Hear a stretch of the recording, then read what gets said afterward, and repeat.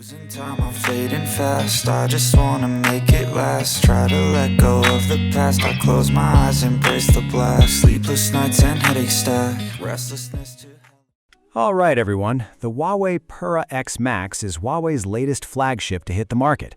And today we're checking out the collector's edition I've got right here. A quick shout to my tech partner from China for sharing this video. A big thank you for making this possible. Hey everyone, it's Maiky from techmaiky. If you love staying updated with the latest gadgets, make sure to subscribe and hit the notification bell so you never miss out our exciting tech content. This particular unit is the 16GB RAM and 1TB storage variant, finished in that eye-catching orange color that's been getting a lot of attention. Honestly, it's easy to see why. This brighter shade seems to be the one most people are drawn to. I've been using the phone for around 5 days now, and overall it's been a really solid experience. One thing that immediately stands out is the size.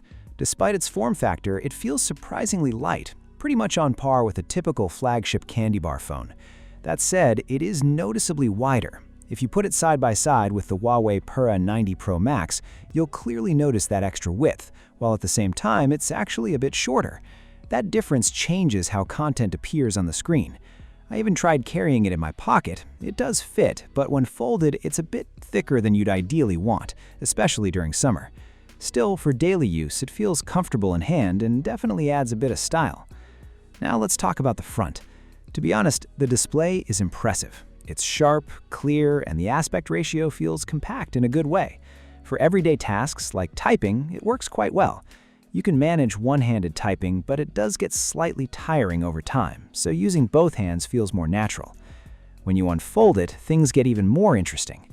It switches into a tablet-style mode automatically. The typing experience changes too. The keyboard splits across both sides, similar to what we've seen on Huawei tablets before. It makes typing much more comfortable and efficient. Moving on to the software side, let's look at how much it can actually display. Compared to the Huawei Pura 90 Pro Max next to it, you'll notice that the Pura X Max displays less information in the same settings panel. It mainly focuses on the multi-device collaboration section. That said, it's not necessarily a bad thing. The Pura 90 Pro Max includes desktop and display options, but it compensates by adjusting font sizes and layout, so it doesn't feel overly limited. If we open something like the app market, you'll see what I mean. The difference in displayed content isn't huge, but the Pura X Max gives you a wider layout with a more unique aspect ratio. Still, if you really want a more immersive and comfortable viewing experience, unfolding the device is the way to go. Once opened, it essentially becomes a compact tablet, and the clarity and amount of content it shows is on another level compared to standard smartphones. Even something simple like reading headlines feels better, thanks to the split-screen layout that gives you a much more spacious view. For everyday use, it's super convenient. Whenever you want more screen real estate, just unfold it and you're good to go. No compromises there. Now let's touch on some usability features. The sidebar has been improved quite a bit. When you drag it toward the center, a small circular ring appears. You might recognize this design from Huawei's newer Harmony OS car systems. From there, you can tap the module below and open any app in a fluting window.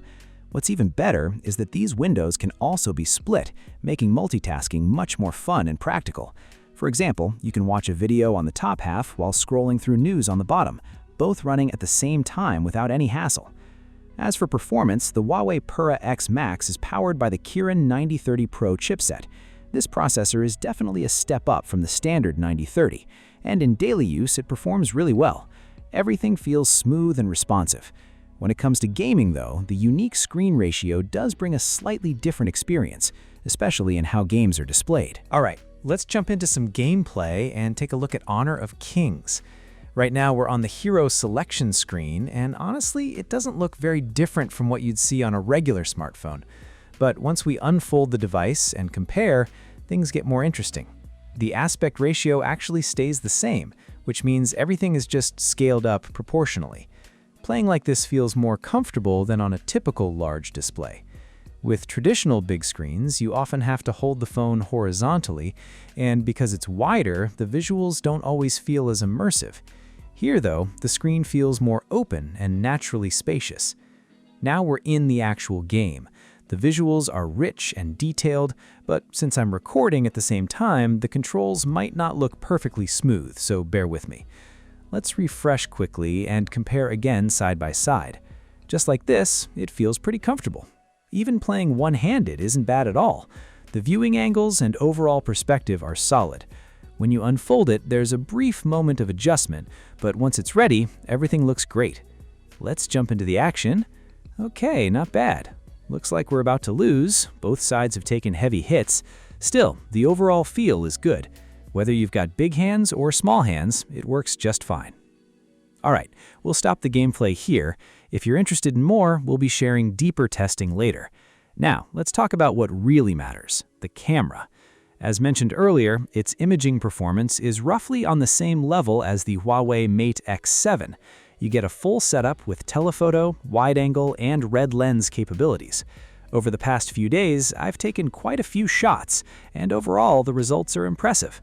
These photos I captured in Shenzhen were mostly taken using the telephoto lens, and you can really see the strong depth of field, vibrant color contrast, and a variety of filter options coming through nicely. If we check out the camera interface, there's a lot to play with. You've got film-style filters, telephoto macro, light painting modes, and even support for teleconverters.